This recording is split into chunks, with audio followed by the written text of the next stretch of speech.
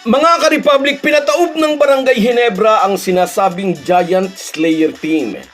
Ngunit hindi naging madali ang panalo ng mga mag-aalak laban sa Blackwater.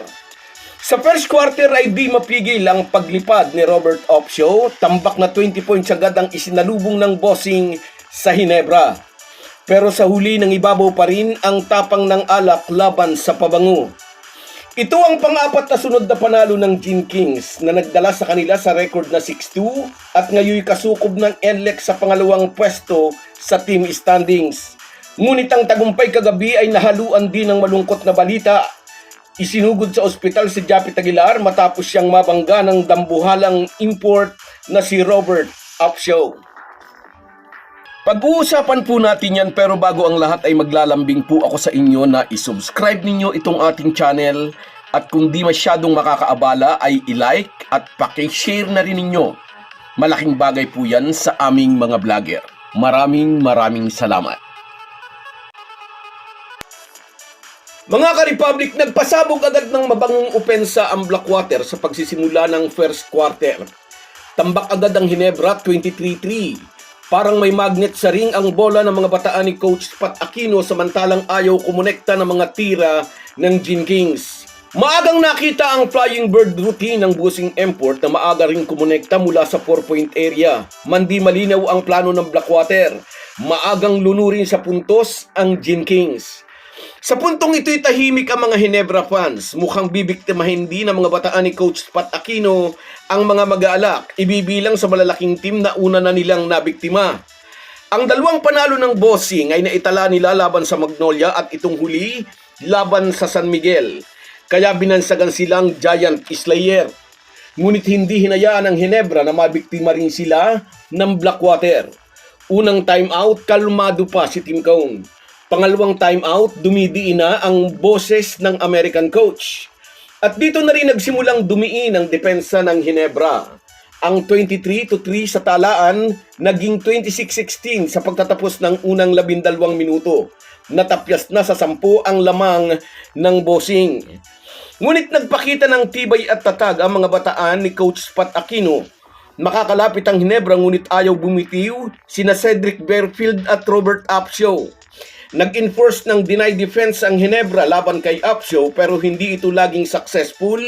May mga pagkakataong nakakatanggap pa rin ito ng bola habang nakasil-in at tiyak na 2 points na basta naroon ito sa ilalim.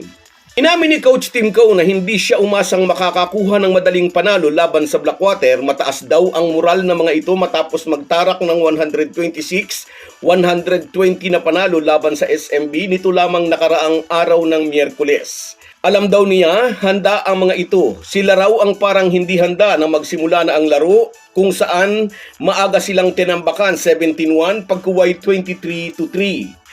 Ngunit gaya nga po ng sinabi natin sa huli na naig ang puwais ng isang champion team na nagtulungan upang buwagin ang opensa ng Bossing na naka-anchor sa kanilang import at kay Cedric Berfield. Sa fourth quarter ay gumawa ang Ginebra ng 10-0 run upang makuha ang lamang 103-96 sa pamamagitan ng dalawang tres ni Stephen Holt.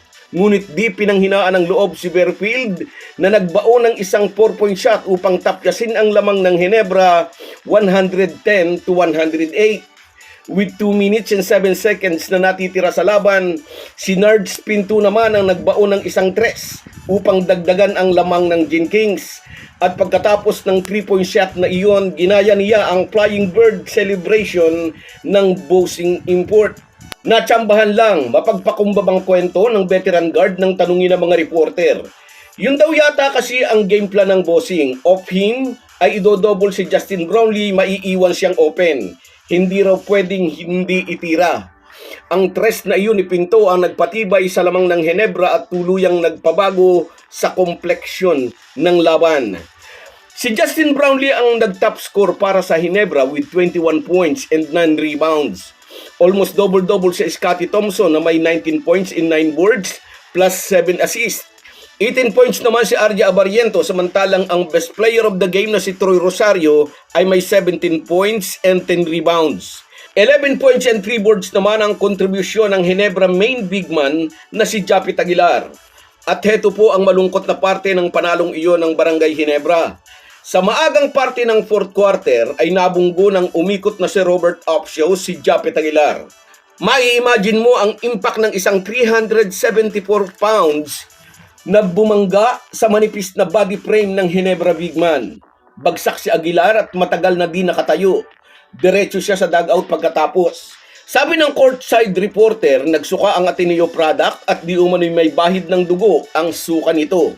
Habang patuloy pa ang laban sa loob ng court kasama ang isang Ginebra staff at ang kanyang misis, dinala na sa ospital si Japet Aguilar.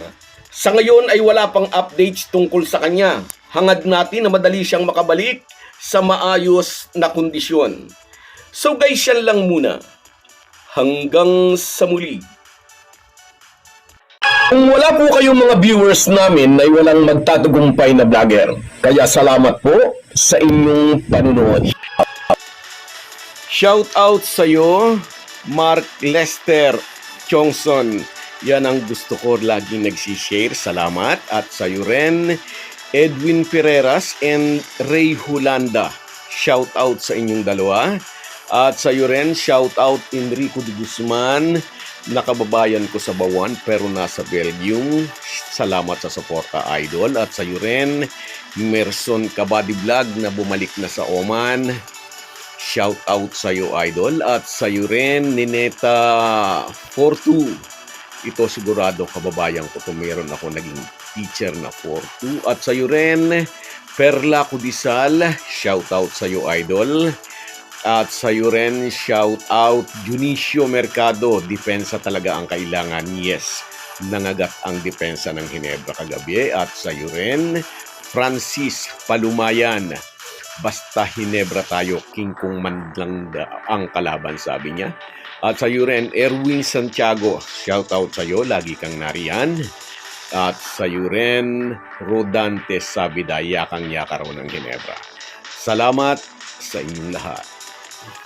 Kahit gaano po tayo kabisi, ay huwag po nating kalimutan ang ating buhay espiritual.